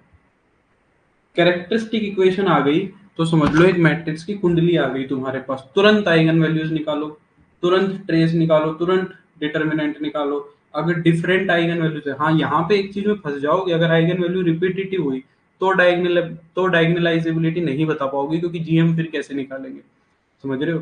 फिर जीएम नहीं निकल पाएगा, तो वो हाई लेवल क्वेश्चन चला गया, वो नेट लेवल पे आ गए, तुम्हारा तो इतने में बहुत अच्छे से सिमट जाएगा। तो ये सारी चीजें तुम्हें सिर्फ कैरेक्टरिस्टिक इक्वेशन से पता लग जाएगी। जैसे कि मान लो मैंने कह दिया कि भाई ए जो है ना एक 2 क्रॉस 2 मैट्रिक्स है, such that A square -4i is equal to 0, खत्म बात। इससे ज्यादा मुझे कुछ चाहिए ही नहीं। कह रहे एक 2 क्रॉस 2 मैट्रिक्स है जो इसको सेटिस्फाई कर रही है, यानी कि उसकी कैरेक्टरिस्टिक इक्वेशन पता लग गई, lambda square -4 is equal to 0, eigenvalue हो गई 2 और -2, फिर वही सारी कहानी हो गई। ए एम भी 1 है, जी एम भी 1 है, डायगोनलाइजेबल भी है, ट्रेस भी पता लग गया, डिटर्मिनेंट भी पता लग गया, सब पता लग गया। समझे इस बात को। तो ये केले हैमिल्टन थ्योरम है जो इसका बहुत बड़ा हमारे लिए यूज है, जो हमें काफी हेल्प करेगी। अब इसी इसी से हमने एक बनाई क्या, मिनिमल पोलिनोमियल। कैरेक्टरिस्टिक पोलिनोमियल था, तो हमने बनाया मिनिमल पॉलिनोमियल। कैरेक्टरिस्टिक पॉलिनोमियल मैंने सिंपली तुम्हें क्या बताया, सी एच ऑफ लैम्डा या फिर सी एच ऑफ एक्स, ये बताया। ठीक है, ए माइनस लैम्डा आई की हम बात कर रहे हैं। ये क्या है, कैरेक्टरिस्टिक पॉलिनोमियल है, यानी कि lambda square minus 5 lambda plus 6, ये तो हो गया कैरेक्टरिस्टिक पॉलिनोमियल। या फिर एक्स स्क्वायर माइनस का 5x प्लस 6, इसकी मैं बात कर रहा था। और अगर मैं यहाँ पे लिख दूँ lambda square minus 5 lambda plus 6 is equal to 0, तो ये क्या बन गई, तुम्हारी कैरेक्टरिस्टिक इक्वेशन बन गई। ये बात मैंने अभी पहले रिपीट की थी। अब वो एक वर्ड डिफाइन करता है, एक बात डिफाइन करता है, क्या, मिनिमल पॉलिनोमियल। मिनिमल पॉलिनोमियल क्या होगा, देखो, मिनिमल पॉलिनोमियल कुछ नहीं है, हमारी मदद करने के लिए ही आया, हमारी मुश्किलें बढ़ाने के लिए नहीं आया। कहते हैं the least degree monic polynomial, the least degree monic polynomial which, ये मैं बताऊंगा इसकी बातें इसके अंदर क्या क्या लिखी हुई है, which is satisfied by the matrix. इसको हम किससे डिनोट करेंगे, एम ए ऑफ लैम्डा से या फिर एम ए ऑफ एक्स से, जिससे तुम्हारा मन करे उससे रिप्रेजेंट कर लेना। अब देखो इसके अंदर कुछ वर्ड आ रहे हैं, उन वर्ड्स को समझो क्या क्या है, वहीं से बात क्लियर होगी। लीस्ट का मतलब सबको अच्छे से पता है, सबसे कम, सबसे कम बात की बात, कम की बात कर रहा है, तो सबसे कम डिग्री की बात कर रहा है। ठीक है, मोनिक का मतलब क्या होता है, मोनिक का मतलब होता है कोफिशिएंट 1 होना चाहिए, coefficient of highest degree, coefficient of highest degree कितना होना चाहिए, 1 होना चाहिए। जब एक जैसे ये ऊपर दिख रहा है ना तुम्हें, जैसे ये दिख रहा है ना, ये इसके अंदर जो सबसे बड़ा ये सबसे बड़ी डिग्री का वेरिएबल है एक्स स्क्वायर, इसका कोफिशिएंट कितना है, 1 है। समझ आ रही बात, इसका कोफिशिएंट कितना है, 1 है। तो ये कोफिशिएंट 1 है, तो ये एक मोनिक पॉलिनोमियल है। ये क्या है, एक मोनिक पॉलिनोमियल है, जिसकी हाईएस्ट डिग्री का कोफिशिएंट 1 होता है, उसको मोनिक पॉलिनोमियल बोलता है। साथ साथ वो क्या कर रहा है, सेटिस्फाइड बाय द मैट्रिक्स, जो केले हैमिल्टन थ्योरम कह रही थी। अब ये कह रहा है कि भाई ऐसा हो सकता है ना, देखो जैसे कि मान लो मैं तुम्हें एक एग्जांपल दूं, मान लो एक मैट्रिक्स मैंने ए बनाई 1 0 0 1 1 0 0 0 1, ये आइडेंटिटी मैट्रिक्स नहीं है, ठीक है, उससे थोड़ी अलग है। तो मान लो मैंने ये बना दी, ठीक है। अब ये वाली जो मैट्रिक्स है ना, आइडेंटिटी मैट्रिक्स, ये आइडेंटिटी मैट्रिक्स नहीं है, पर इसकी आइगन वैल्यूज तुम्हें पता है। अगर इसके आइगन वैल्यू की मैं बात करूं तो 1 1 1 3 बार ही आ रही है। अगर मैं इसकी कैरेक्टरिस्टिक इक्वेशन की बात करूं तो तुम्हें पता है क्या बनेगी, लैम्डा माइनस 1 का क्यूब बनेगी, इज इक्वल टू 0। यही बनेगी ना, क्योंकि लैम्डा माइनस 1 3 बार आया होगा, है ना। और 1 माइनस लैम्डा करके देख लो, चाहे उसको एक्सपेंड करोगे तो लैम्डा माइनस 1 या 1 माइनस लैम्डा का होल क्यूब आएगा। ठीक, ये आ गई इसकी कैरेक्टरिस्टिक इक्वेशन या कैरेक्टरिस्टिक पोलिनोमियल। कैरेक्टरिस्टिक पोलिनोमियल की बात करूं तो लैम्डा माइनस 1 का क्यूब। ठीक है, अब हमारी जो केले हैमिल्टन थ्योरम है वो क्या कहती है कि अगर a माइनस आई करोगे और उसको उसकी पावर 3 करोगे तो 0 आएगी। ये कहती है केले हैमिल्टन थ्योरम। केले हैमिल्टन कहता है कि भाई ये होगा a माइनस आई का होल क्यूब 0 बनेगा। ठीक है, पर वो कहता है कि अगर ऐसा हुआ तो जरूरी थोड़ी ना है कि तुमने a माइनस आई किया तो भाई हो सकता है वो 2 पे ही सेटिस्फाई कर जाए, पावर 2 पे ही सेटिस्फाई कर जाए। हो सकता है ये 0 आ जाए, या हो सकता है a माइनस खाली आई 0 आ जाए। आइगन वैल्यू ही तो चाहिए। आइगन वैल्यू क्या आ रही है तुम्हारी, आइगन वैल्यू तो 1 आ रही है, एक ही तो आइगन वैल्यू है ना 1। तो कह रहा है वो आइगन वैल्यू तो तुम्हें स्क्वायर वाले में से भी दिख जाएगी 1, और वो सिंगल लीनियर वाले में से भी दिख जाएगी 1। 3 पावर करने की क्या जरूरत है।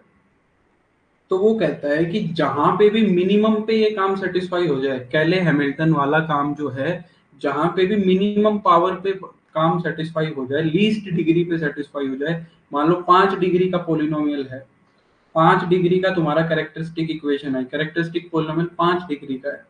अगर कोई छोटे डिग्री का, 4 डिग्री का, 3 डिग्री का ऐसा पोलिनोमियल मिल जाए जो सारी की सारी आइगन वैल्यूज भी दे दे तुम्हें, है ना, और वो मैट्रिक्स से भी सेटिस्फाई हो जाए, मान लो 4 डिग्री पे ही हो रहा है और मैट्रिक्स भी सेटिस्फाई कर जा रही है, तो उसको हम क्या बोलेंगे, वो हमारा मिनिमल पोलिनोमियल है। तो मिनिमल पोलिनोमियल की यहाँ से कुछ खास विशेषताएं होती है, ठीक है, कुछ इंपॉर्टेंट बातें होती हैं मिनिमल पोलिनोमियल की। क्या कहता है कि जो मिनिमल पोलिनोमियल है ना, वो हमेशा कैरेक्टरिस्टिक पोलिनोमियल को क्या करेगा, डिवाइड करेगा। यानी कि तुम खुद सोचो, डिवाइड करेगा कि नहीं करेगा, क्योंकि फैक्टर तो वही बन रहे हैं ना जो कैरेक्टरिस्टिक पोलिनोमियल के अंदर फैक्टर थे, उसी में से ही कुछ फैक्टर तुमने निकाल के मिनिमल पोलिनोमियल बनाया है। तो जो मिनिमल पोलिनोमियल है वो हमेशा कैरेक्टरिस्टिक पोलिनोमियल को डिवाइड करेगा। दूसरा रिजल्ट कहता है कि मिनिमल पोलिनोमियल जो है ना, consist consist at least consist at least one factor of each eigen value. इस बात का क्या मतलब है, कहता है कि मिनिमल पोलिनोमियल के अंदर कम से कम एक फैक्टर तो जरूर मिलेगा हर आइगन वैल्यू का। अब जैसे मान लो ये दो दो शर्तें हैं, ये दो शर्तें, या फिर इसी चीज को हम ये भी कह सकते हैं जो मैं ऊपर कह रहा था, और minimal polynomial must give all eigen values. Eigen values सारी की सारी मिलनी चाहिए, ऐसा ना हो कि तुम आइगन वैल्यू को ही छोड़ दो, आइगन वैल्यू जरूर मिलनी चाहिए, ठीक है। तीसरी बात, मिनिमल पोलिनोमियल हमेशा यूनिक होता है, ये एक से ज्यादा जगह नहीं होगा। ऐसा नहीं होगा कि भाई दो तीन तरह के minimal polynomial, minimal polynomial is always unique, minimal polynomial हमेशा यूनिक होगा, ठीक है। अब देखो, बेसिक सी बातें हैं कुछ, ज्यादा गहराई में नहीं चलेंगे। जैसे कि मान लो फॉर एग्जांपल कैरेक्टरिस्टिक पोलिनोमियल तुम्हारा ये है एक मैट्रिक्स का, x-1, x-2, x-3, ये एक कैरेक्टरिस्टिक पोलिनोमियल है एक मैट्रिक्स का, यानी कि उसकी आइगन वैल्यू एक तो 1 है, एक 2 है और एक 3 है। अब इसका मिनिमल पोलिनोमियल क्या हो सकता है, कितनी चॉइस है इसके मिनिमल पोलिनोमियल के पास, उसको सारी की सारी आइगन वैल्यूज देनी पड़ेंगी, ठीक है, मोनिक होना चाहिए। मोनिक तो ये खुद ही है, अगर इन तीनों फैक्टर्स की गुना करोगे तो एक्स क्यूब का फैक्टर 1 ही आएगा, वो इतनी समस्या नहीं करता हमें कहीं भी, वो लगभग सेटिस्फाई। अब मिनिमल पोलिनोमियल के पास कितने ऑप्शन है, देखो 1 आइगन वैल्यू उसको देनी पड़ेगी, 1 आइगन वैल्यू देगा तो x-1 भी मिलेगा उसके अंदर, x-2 भी मिलेगा उसके अंदर और x-3 भी। ऐसे केसेस के अंदर जो है ना, वो हमारा कैरेक्टरिस्टिक पोलिनोमियल और मिनिमल पोलिनोमियल हमेशा सेम होगा। जहाँ पे कैरेक्टरिस्टिक पोलिनोमियल का के अंदर एक एक फैक्टर ही हो, और तो मिनिमल पोलिनोमियल के अंदर भी वही सारे एक एक फैक्टर मिल जाएंगे। यानी कि यहाँ पे मैं क्या कह रहा हूँ, देखो, अच्छा, इससे सिर्फ इतना ही नहीं, इसमें भी बहुत सारी चीजें हैं। सोचो कैरेक्टरिस्टिक पोलिनोमियल में अगर एक एक फैक्टर ही है हर आइगन वैल्यू के लिए, तो सारी आइगन वैल्यू डिस्टिंक्ट आ रही है। 1 कितनी बार आ रहा है, 1 एक बार आ रहा है, 2 कितनी बार, 2 बार, 3 कितनी बार, एक बार, सारे एक एक बार आ रहे हैं। मिनिमल पोलिनोमियल भी सेम है, फिर वही चीज, सारी आइगन वैल्यू डिस्टिंक्ट है। मैट्रिक्स का जीएम, सारी आइगन वैल्यूज का जीएम भी एक एक ही आएगा, डायगोनलाइजेबल भी हो जाएगी, ट्रेस भी निकल जाएगा, डिटरमिनेंट भी निकल जाएगा, ठीक है। दिक्कत कहाँ आएगी, दिक्कत यहाँ आएगी, मान लो कैरेक्टरिस्टिक पोलिनोमियल कुछ ऐसा है,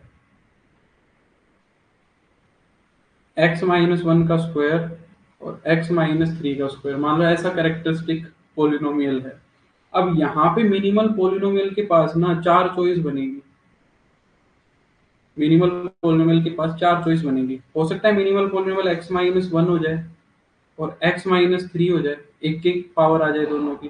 ऐसा भी हो सकता है कि मिनिमम पावर यहाँ ना बने भाई, x-1 का स्क्वायर आ जाए, x-3 आ जाए।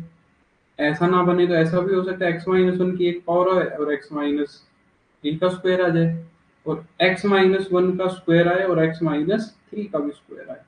यहाँ पे मिनिमल पोलिनोमियल के पास 4 चॉइसेस है, 4 चॉइसेस। अब बात ये आती है कि इसको डिसाइड कैसे करेंगे कि इनके अंदर से मिनिमल पोलिनोमियल है कौन सा। अब उसके लिए एक लंबा प्रोसेस है, उसके अंदर क्या है तुम्हारा, एक लंबा प्रोसेस है, कौन सा, एएम और जीएम का ही। वो प्रोसेस मैं तुम्हें नहीं करा रहा हूँ, इतना गहराई में जाने की जरूरत नहीं है। इसमें मिनिमल पॉलिनोमियल की पावर कौन सी बनेगी वो नहीं पूछेगा, ये बहुत हाई लेवल क्वेश्चन हो गया, ये नेट का क्वेश्चन बनता है वैसे, तो इसको हम डिस्कस नहीं करेंगे। बाकी तुम्हें बस ये पता होना चाहिए कि मिनिमल पॉलिनोमियल इन चारों में से एक होगा, कोई भी हो सकता है, ऐसा जरूरी नहीं है कि ये ही होगा। हमें नहीं पता, हो सकता है ये सेटिस्फाई ना कर रहा हो, ये सेटिस्फाई कर रहा हो, ऐसा हो सकता है भाई। आइगन वैल्यूज तो सारे ही दे रहे हैं, पर ए को सेटिस्फाई भी तो करना है ना। अब देखो, बाई चांस पेपर में आ भी गया तो तुम सोच रहे हो कि सर आपने तो मरवा दिया, by chance D triple S B को हमसे दुश्मनी हुई और बाई चांस उसने सवाल दे दिया तो हम क्या करेंगे, तुम्हारे लिए बता देता हूँ। इफ इफ फुट्टी किस्मत इज अवर्स, अगर फुट्टी किस्मत हमारी है, देन हमें क्या करना है, देन चेक मैनुअली। तो फिर ना तुम्हें मैन्युअली चेक करना है। मैन्युअली कैसे चेक करोगे, देखो आइगन वैल्यू सारे दे रहे हैं, आइगन वैल्यू सारों ने दे दी, तो वो वाली बात तो सेटिस्फाई हो रही है। चारों के चारों मोनिक भी हैं, ठीक है, चारों के चारों मोनिक भी हैं, ठीक है। अब मैट्रिक्स उठाओगे, ठीक है, मैट्रिक्स उठाओगे, सेटिस्फाई तो करानी है ना। मैट्रिक्स को उठाओ और पटको ऑप्शंस के अंदर। तो पहला ऑप्शन उठाओगे, ए माइनस आई करोगे, पहले वाले ऑप्शन में रखोगे तो ए माइनस आई और ए माइनस थ्री आई, ये दोनों मैट्रिक्स निकालेंगे, ए माइनस आई और ए माइनस थ्री आई, दोनों की मल्टीप्लीकेशन कराएंगे और देखेंगे क्या जीरो आ रहा है कि नहीं आ रहा, क्या नल मैट्रिक्स बनी कि नहीं बनी। अगर ऐसा हो गया तो ये मोनिक पॉलिनोमियल मिल गया तुम्हें। अगर ऐसा नहीं हुआ तो अगले पे चलेंगे। अब वो इसके अंदर तुम्हें कॉम्प्लिकेटेड क्वेश्चन नहीं देगा, मान लो तुम्हें ऐसा क्वेश्चन दे देगा, तुम्हारा जो करेक्टरिस्टिक पॉलिनोमियल है ना वो ये बना देगा, ए माइनस आई का होल क्यूब ऐसा बना देगा, मान लो ए माइनस टू आई का होल क्यूब, ए माइनस थ्री आई का होल क्यूब, ऐसा कुछ बना देगा। अब उस केस में क्या करना है तुम्हें, उस केस में सिंपली पहले तो ए माइनस आई करके देखो। अगर ए माइनस आई जीरो आ गया तो एक्स माइनस वन उसका मिनिमल पॉलिनोमियल हो जाएगा, क्योंकि आइगन वैल्यू तो वन आ रही है, सेटिस्फाई तो कराना है। ऐसा नहीं हो रहा तो फिर ए माइनस आई मैट्रिक्स निकाल रहे हो, उसका स्क्वायर करके देखो। जब उसका स्क्वायर, जैसे कि मैं यहाँ पे बताऊं तुम्हें, हवा में बात लग रही है, तो जैसे ये वाला क्वेश्चन था, अब इसके अंदर मुझे देखनी है कि भाई कौन सा मिनिमल मिनिमल पॉलिनोमियल कौन सा है। एक्स माइनस वन है, एक्स माइनस टू है, सॉरी, एक्स माइनस वन है, एक्स माइनस वन का होल स्क्वायर है, या फिर एक्स माइनस वन का होल क्यूब है। तीन पॉसिबिलिटी है। तो मैं क्या करूंगा, ए माइनस आई करूंगा, पहले पहले वाले को चेक करेंगे। ए माइनस आई करा तो ए माइनस आई क्या बनेगा, zero zero zero, zero zero one और जीरो जीरो जीरो, ये बना।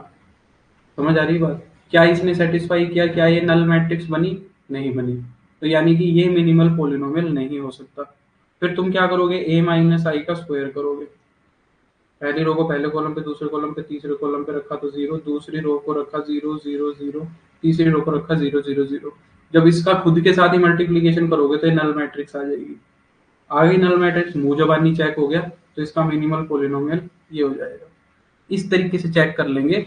खाली छोड़ने का ऑप्शन मैं तुम्हें नहीं दे रहा हूँ, पर वो वाला मेथड है, उसमें फंसने की जरूरत नहीं है, वो ज्यादा कॉम्प्लिकेशन क्रिएट करेगा, हमारा समय भी बहुत खाएगा, पूछेगा नहीं वैसे वो। बट मैंने पहले के बैचेस में तो वो कराया हुआ है, उस टाइम समय रहता था हमारे पास, तो अब वो मैंने पूरा इस टाइम अलग कराया था। अब हमें एकदम exam oriented D triple S P को टारगेट करना है। तो बाई चांस आ भी जाए तो तुम्हें इस चीज को फॉलो करना है। ठीक है, मेरे ख्याल से अभी बात क्लियर हो गई होगी अच्छे से सभी को। ठीक है, अगर जैसे कि फॉर एग्जांपल एक और एग्जांपल दे दूं, मान लो मैंने एक आइडेंटिटी मैट्रिक्स ही ले ली, थ्री क्रॉस थ्री की, one zero zero, zero one zero, zero zero one. इसका कैरेक्टरिस्टिक पॉलिनोमियल तुम सबको पता लग गया, लैम्डा माइनस वन का होल क्यूब। तो अब जल्दी से मुझे ये बताओ, या और ऐसे लिख लो, एक्स माइनस वन का होल क्यूब। तो अब इसका मिनिमल पॉलिनोमियल बताएंगे सारे के सारे, बताओ। वर ओरली हो जाएगा, ओरली हो जाएगा,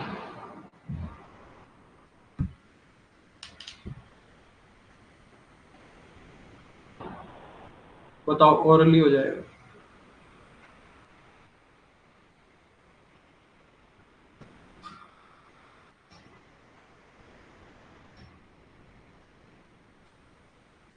वेरी गुड रवि, बिल्कुल ज्योति, बिल्कुल अखिल, नेहा, दीपाली, छवि, सरोज, बिल्कुल निष्ठा। अब ये चीज हो सकती है ना, इसके पास तीन पॉसिबिलिटी हुई, एक्स माइनस वन का whole cube, x minus one का स्क्वायर और एक्स माइनस वन। तो हम नीचे से चेक करेंगे, जब मैंने ए माइनस आई किया तो वही सेटिस्फाई कर गया, देखो जीरो आ गया, तो इसका minimal polynomial x minus one होगा। खत्म होगी बात। तो इस तरीके से हम चेक कर लेंगे। सभी को ये बात क्लियर हुई कि नहीं हुई, अच्छे से बताओ। तो ये मिनिमल पॉलिनोमियल की कहानी हो गई, डायगोनलाइजेबिलिटी हो गई। हाँ, एक एक दो रिजल्ट और लिख लेते हैं, कुछ बातें बता देता हूँ। देखो,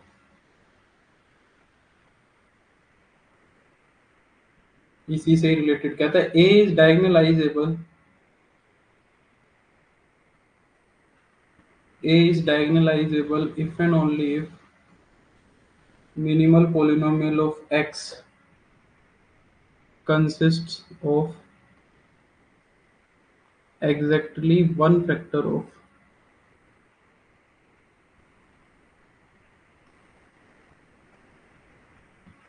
exactly one factor of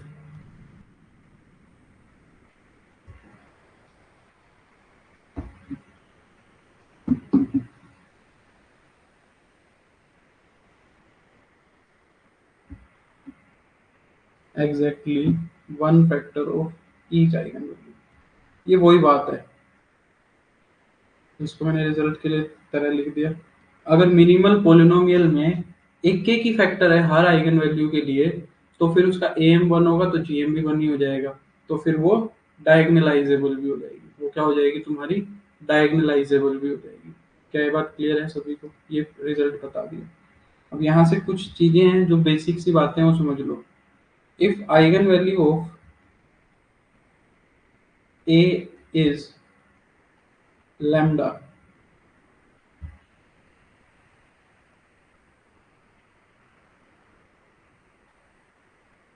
is lambda one, lambda two, lambda three, lambda N. मान लो ये आइगन वैल्यूज हैं, एक आइगन किसकी, if eigenvalues of A is this, और इनकी कोरस्पोंडिंग जो आइगन वेक्टर है ना वो x1 x2 xn है।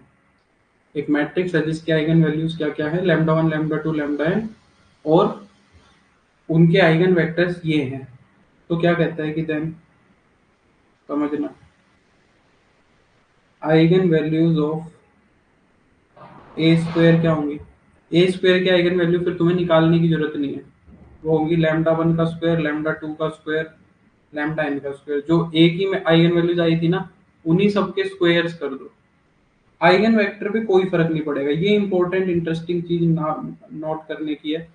ऐसा क्वेश्चन डी ट्रिपल एस में शायद एक बार आया भी था। आइगन वैल्यूज का अगर स्क्वायर कर दूं या कोई भी पावर कर दूं, आइगन वैल्यूज तो उतनी ही पावर हो जाएंगी। Eigenvalues of lambda raise to the power k, A raise to the power k. अगर मैं A raise to the power k की बात करूं, तो जो आइगन वैल्यू होगी लैम्डा वन की पावर के, लैम्डा टू की पावर के, उतनी ही पावर हो जाएगी। ठीक है, पर आइगन वेक्टर पे कोई फर्क नहीं पड़ेगा, आइगन वेक्टर उन सबके वो ही रहेंगे। ठीक है ना, जैसे टू आइगन वैल्यू का आइगन वेक्टर सपोज ये आया 1 0 0, तो एक आइगन, एक मैट्रिक्स का मान लो तुमने स्क्वायर कर दिया, तो आइगन वैल्यू तो 4 हो जाएगी, पर इस 4 का आइगन वेक्टर यही आएगा 1 0 0। 4 का जो आइगन वेक्टर होगा वो यही आएगा। समझ आ रही है मेरी बात, प्रूव कर दूं। देखो, A X is equal to lambda X है मान लो, ठीक है, A X is equal to lambda X है। मैंने दोनों तरफ प्री मल्टीप्लाई करा दिया, किससे, A X is equal to lambda X है, मैंने दोनों तरफ ए से मल्टीप्लाई करा दिया, प्री मल्टीप्लाई, तो ये ए स्क्वायर बन गया, ये ए इंटू लैम्डा एक्स बन गया। ठीक है, अब क्या करो, ए स्क्वायर एक्स, लैम्डा तो बाहर आ जाएगा, कांस्टेंट है, ए इंटू में एक्स आ जाएगा ये। अब ए इंटू में एक्स को क्या लेके चले थे, ए इंटू में एक्स को हम लेके चले थे लैम्डा एक्स शुरू में, तो ए एक्स की जगह में क्या रख दूंगा, लैम्डा एक्स रख दूंगा। ए स्क्वायर इंटू में एक्स जो था वो क्या आ गया, लैम्डा स्क्वायर इंटू में एक्स आ गया। यही तो आइगन वैल्यू और आइगन वेक्टर की डेफिनेशन होती है। तो एक्स वेक्टर कितने टाइम स्केल हो गया, जो यहाँ पे ये हमारा एक्स वेक्टर है, जो ये एक्स वेक्टर है, लैम्डा स्क्वायर टाइम स्केल हो गया। हम एक्स वेक्टर, एक्स वेक्टर के कोरोस्पोंडिंग आइगन वैल्यू लेके चले थे लैम्डा, और जब हमने देखा कि ए स्क्वायर मैट्रिक्स हो रही है तो भी एक्स के कोरोस्पोंडिंग आइगन वैल्यू क्या आ रही है, लैम्डा स्क्वायर आ रही है। तो यानी कि आइगन वेक्टर तो चेंज नहीं हुआ ना। तो इसका एक ही सिंपल सा प्रूफ है जो तुम देख सकते हो, है ना, एकदम इजी सा है। तीसरा कहता है कि आइगन वैल्यूज ऑफ ए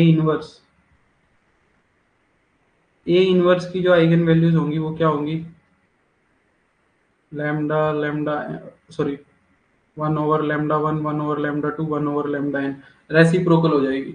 अगर आइगन वैल्यू 2 3 4 है तो उसकी जो इनवर्स मैट्रिक्स होगी उसकी आइगन वैल्यूज कितनी होंगी, 1/2, 1/3 और 1/4 ये होगी। ठीक है, आइगन वेक्टर्स अभी भी सेम रहेंगे, x1 x2 xn। चाहो तो इसी तरह से ए इनवर्स से प्री मल्टीप्लाई करा के देख लेना। ठीक है, हाँ, अगर किसी स्केलर से मल्टीप्लाई करा दें हम आइगन वैल्यू ऑफ लैम्डा ए या के ए के ए से अगर मैं गुना करा दूं तो हो जाएगा 2λ1 2λ2, सॉरी बुक के अंदर 2 मैंने भी 2 चिपका दिया, k λ1 k λ2 k λn। Eigen vector इस केस में चेंज हो सकते हैं। ठीक है, फिर बस इतना ही है। हाँ, एक ये इंपॉर्टेंट है, अगर कोई पोलिनोमियल दिया हुआ है बाई चांस, ए की eigen value they the eigen vector of, मान लो तुमसे ए square plus 5a plus 3i, इसकी आइगन वैल्यूज पूछ रहा। अब देखो ये मैट्रिक्स तो बहुत कॉम्प्लिकेटेड बनेगी, इसको सोल्व करना तो बहुत मुश्किल काम हो गया। तो इसकी जो आइगन वैल्यूज बनेगी वो क्या बनेगी, लैम्डा स्क्वायर λ1 स्क्वायर प्लस का 5 λ1 प्लस का 3, ऐसे चलता जाएगा, लैम्डा एन का स्क्वायर प्लस का 5 लैम्डा एन प्लस का, यानी कि जनरली मैं ये कह सकता हूँ कि eigenvalue of F of A की आइगन वैल्यूज क्या होंगी, एफ ऑफ लैम्डा होगी। ठीक है, और इस केस में जो आइगन वेक्टर्स है ना वो चेंज नहीं होंगे, वही रहेंगे जो पहले थे, वही आइगन वेक्टर्स रहेंगे, x1 x2 xn। जैसे कि मैं कहना क्या चाह रहा हूँ, जैसे कि मान लो एक आइगन वेक्टर आइगन वैल्यू एक मैट्रिक्स है जिसकी आइगन वैल्यू एक तो 1 है और एक -1 है। मैं कह रहा हूँ कि a की पावर 100 प्लस a की पावर 50 प्लस का 10i, इस मैट्रिक्स की आइगन वैल्यू बताओ क्या होगी, ये पूछ लिया। इस मैट्रिक्स की आइगन वैल्यू पूछ ली, या ये बता दिया कि इस मैट्रिक्स के बारे में क्या क्या बता सकते हैं हम। तो 1 को इसके अंदर उठा के रख दो, जो 1 को इसके अंदर उठा के रख दोगे तो 1 की पावर 100 1 की पावर 50 प्लस 10, तो ये कितना हो गया 13, सॉरी 12। और -1 को जब उठा के रख दोगे तो या फिर एक काम करो, इसको 51 ले लो, इस पावर को 51 ले लो, तो -1 की पावर 100 -1 की पावर 50 51 और प्लस का 10, तो -1 की पावर 100 करोगे तो 1, ये -1 और प्लस का 10, तो ये 10 हो जाएगी। तो ये जो मैट्रिक्स बनेगी पूरी की पूरी, इसकी आइगन वैल्यू तो 12 आ रही है और एक 10 आ रही है। तो देखो डिफरेंट आइगन वैल्यूज आ रही है। अगर डिफरेंट आइगन वैल्यूज आ रही हैं, यानी कि डिफरेंट आइगन वैल्यूज आने का मतलब एम भी 1 है, जीएम भी 1 है, फिर से वही कहानी, ये मैट्रिक्स डायगोनलाइजेबल होगी, ये बड़ी वाली मैट्रिक्स डायगोनलाइजेबल होगी। ठीक है, इसका ट्रेस पता लग गया तुम्हें, इसका ट्रेस कितना होगा, 12 और 10 22 होगा। इसका डिटर्मिनेंट पता लग गया, इसका डिटर्मिनेंट 120 होगा। तो इस तरीके से हम इन सब चीजों का यूज कर सकते हैं। ठीक है, ये बात समझ में आई सभी को। हम्म, तो ये सारी की सारी चीजें अब हमारे पास आ गई हैं। अब हमारे पास बनती है कुछ स्पेशल टाइप ऑफ मैट्रिसेस, हमारे पास बनती है कुछ स्पेशल टाइप ऑफ मैट्रिसेस। क्या टाइम हो गया, 3:25 हो गए। चलो अब special type of matrices vector spaces को हम अगली क्लास से स्टार्ट करते हैं। ठीक है, मेरे ख्याल से इतना काफी है।